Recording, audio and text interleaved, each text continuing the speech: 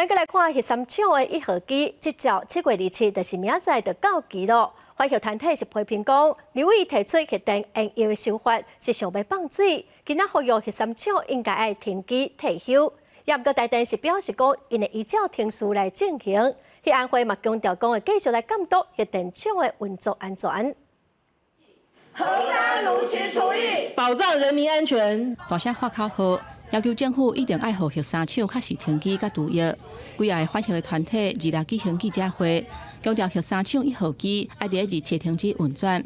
这个会议接受立委提出核电延役修法，无了以核电安全的问题，呼吁核三厂都要确实停机甲除役，互民众免生活伫核安的风险。核能延役的评估跟机组的更新，至少都需要5到10年，所以核三厂的电力是低贡献、高风险。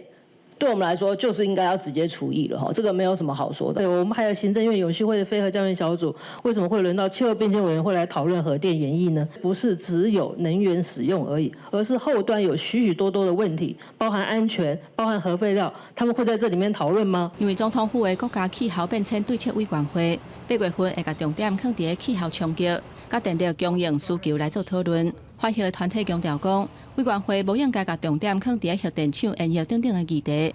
不过，有支持核能的团体认为讲，核电应该甲绿能并行。以核养绿就是用核能来帮忙对抗地球暖化的。绿能是比较狭义的，核能跟再生能源都要一起发展。1月27号届满，那依法就不得运转，所以后续其实台电相关的一些需要处理的计划工作的话，必须要取得管制机关核发的许可。对核三厂1号机停机，台电表示会照操作的程序降载停机，进入除役的阶段。